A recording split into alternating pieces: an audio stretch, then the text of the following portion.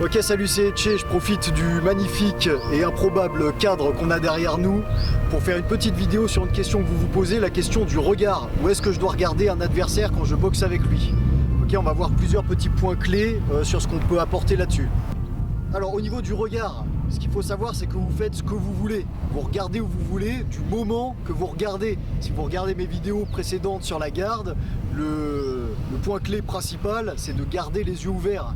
Okay, et de ne pas masquer son visage avec sa garde, de toujours voir les coups de l'adversaire arriver. Maintenant, le mieux, c'est de pouvoir anticiper ses coups. Et pour les anticiper, moi, je pense que le regard doit être orienté au niveau du plexus.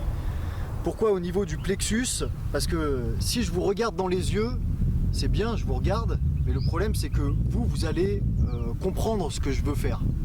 D'accord? C'est-à-dire que si je vous regarde dans les yeux et que là je veux venir vous frapper au niveau du plexus, je vais jeter un petit coup d'œil, tac, et je vais venir frapper. Vous l'avez grillé. Si je veux vous frapper au niveau du foie, je vais jeter un petit coup d'œil, bam, et je vais frapper. Là aussi vous le grillez. Alors que si je suis au niveau du plexus tout le temps, bah, j'ai pas besoin de descendre mon regard parce que je vois la zone au total. Et ce qui est génial aussi, c'est que vu que je vois ici, bah grâce à la vision en périphérique, je vois tout ce qu'il y a là, donc je vois tout ce qu'il faut voir, c'est-à-dire que moi je veux détecter chez ce mec, chez le mec d'en face, je veux détecter ses mouvements de hanche, je veux détecter ses mouvements d'épaule, ok? Je vais mettre un coup au ralenti et on va voir qu'est-ce qui bouge et qu'est-ce qui va me donner des indications sur ce que je dois regarder. Et changement d'appareil photo, plus de batterie, c'est pas grave, on s'adapte. Alors j'en étais à l'épaule. C'est là-dessus que je vais m'orienter, hanche, épaule. Quand je vois ici l'épaule qui part, et ben, c'est ça que je dois voir en fait, c'est vraiment ce signe-là que je dois voir. Dès que je vois l'épaule du mec qui fait ça, ça m'oriente sur quel coup va partir.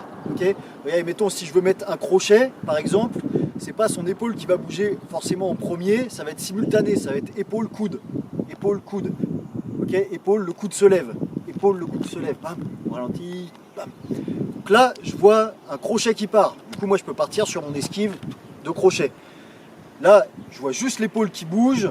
Ça va être un direct. Okay, l'épaule qui bouge là, tac. Le direct qui part. Donc là, je peux partir sur mon esquive. Et enfin, l'uppercut qui part. Donc là, l'uppercut plus difficile à voir arriver s'il est court. Okay, s'il est long ici, c'est pareil. Je vois un mouvement d'épaule et la main qui se baisse un peu. Donc voilà, toutes ces indications, je peux les avoir en laissant mon regard traîner vers le plexus. Je peux regarder le mec dans les yeux, je peux m'amuser à le faire en tout cas. Pourquoi? Parce que je vais utiliser ça sous forme de feinte.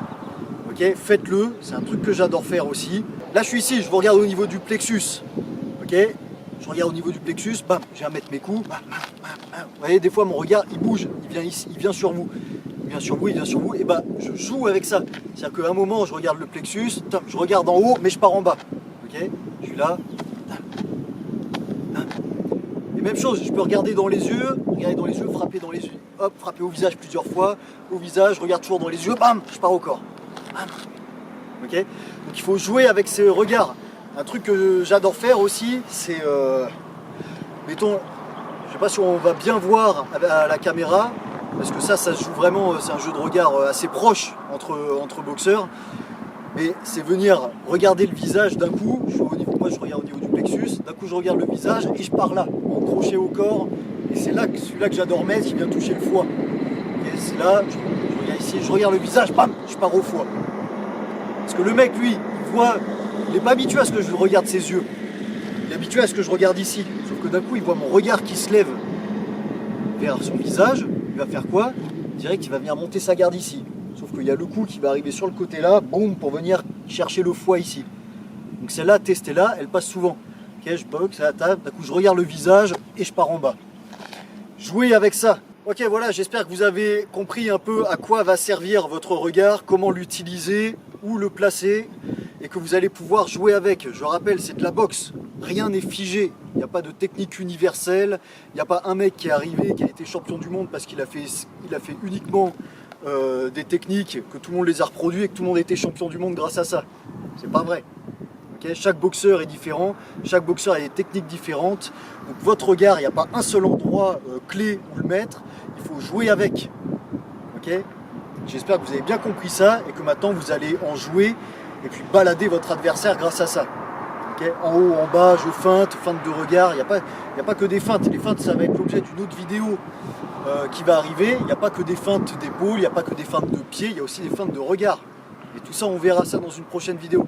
Allez, j'espère que cette vidéo vous a plu, j'espère que la vue vous a plu. C'est toujours sympa, enfin c'est dingue de trouver ça là où je suis, mais bon, c'est comme ça, on s'y attend pas des fois, et puis on tombe sur des bijoux comme ça. C'est le monument catholique le plus grand du monde. Voilà, je suis au monument catholique le plus grand du monde. Je sais pas ce que je fous là. Allez, c'était Etché, force et honneur, à plus.